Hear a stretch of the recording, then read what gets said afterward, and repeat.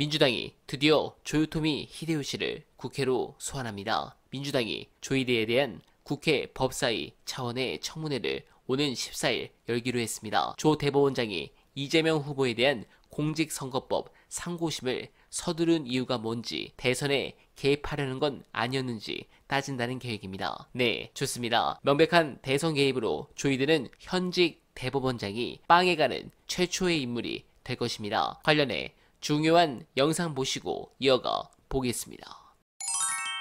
이제 일주일 동안에 이제 항고 서류를 제출하는 기한이 있고요. 그리고 이제 그 뒤에는 이제 항고 이유서를 한 20일 기간 안에 이제 제출하도록 되어 있는 기간이 있습니다. 그래서 이제 물리적 기간이 27일이 있는데 대법에서 뭐 20일 항고 이유서 그거를 안 받고 그냥 판결하면 어떻게 되느냐? 그러면 그거는 이제 불법적인 행위를 하는 거기 때문에 그걸 받아들일 이유가 없는 겁니다. 전혀 다른 차원의 문제가 되는 거고요. 그때 가서 뭐 조이대를 탄핵하는 이런 차원의 문제가 아니고 그렇게 하는 것 자체가 불법이기 때문에 그렇게 해서 결정난 사안을 지킬 필요가 없습니다. 그건 좀 다른 차원의 문제다. 라는 말씀을 드리는 거고. 그래서 이제 혹시 그것 때문에 굉장히 불안해하는 분들이 많기 때문에 그러면 우리는 그걸 무시합니다. 말하자면 그건 받아들일 필요가 없는 형사소송법 위반이기 때문에 사퇴할 필요도 없고 뭐 무슨 뭐 자격이 박탈되는 것도 아니고 그냥 대선을 치르면 됩니다. 다만 이제 그 전에 만약에 아직 불법과 위헌이 확인이 안 된 상태에서 추진하려고 할 때 여전히 검찰권이 쟤들한테 있는 상황에서 어떤 식으로 움직이게 될지를 좀 종합 고려를 해야 되는 거거든요.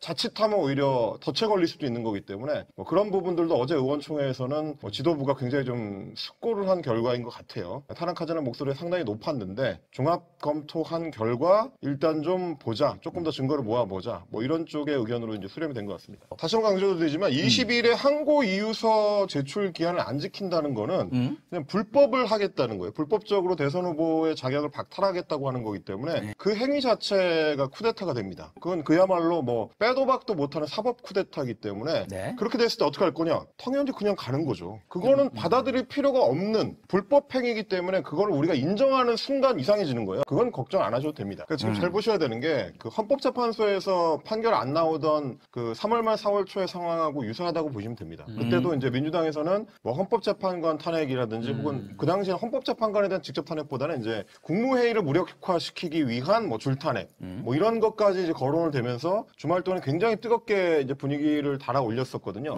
그런 다음에 그 압박의 정도가 강해졌을 때 헌법재판소의 최종적인 결정이 나왔었기 때문에 지금 민주당도 그 압박 수위를 높이는 단계에 있다. 네, 공감합니다. 혹자는 민주당이 이렇게 강력하게 조치하고 대법원장 탄핵까지 준비하는 상황을 두고 정치적 보복이라 말하고 있습니다. 역시 무식한 이직들입니다. 이건 보복이 아니라 근본적 문제입니다. 과거와 달리 우리 사회의 복잡한 문제를 10명 남짓한 서울법대 나온 법조 엘리트들이 최종 판단을 내리는 것이 과연 합당한 것인가? 라는 근본적 의문입니다. 대한민국의 주권은 대법원이 아닌 국민에게 있습니다. 법은 이 사회와 속한 국민들이 편리하고 공정한 삶을 영위하기 위한 수단입니다. 그래서 법치를 준수하는 것입니다. 그런데 법치가 기득권 법조 엘리트들의 아성을 지키기 위한 무기라고 주권자인 국민들이 인식하게 되면 그 법치의 근간이 흔들릴 수밖에 없습니다. 법치를 제대로 세우기 위해서라도 사법 시스템에 대한 점검이 필요해집니다. 결과적으로 이번 판결은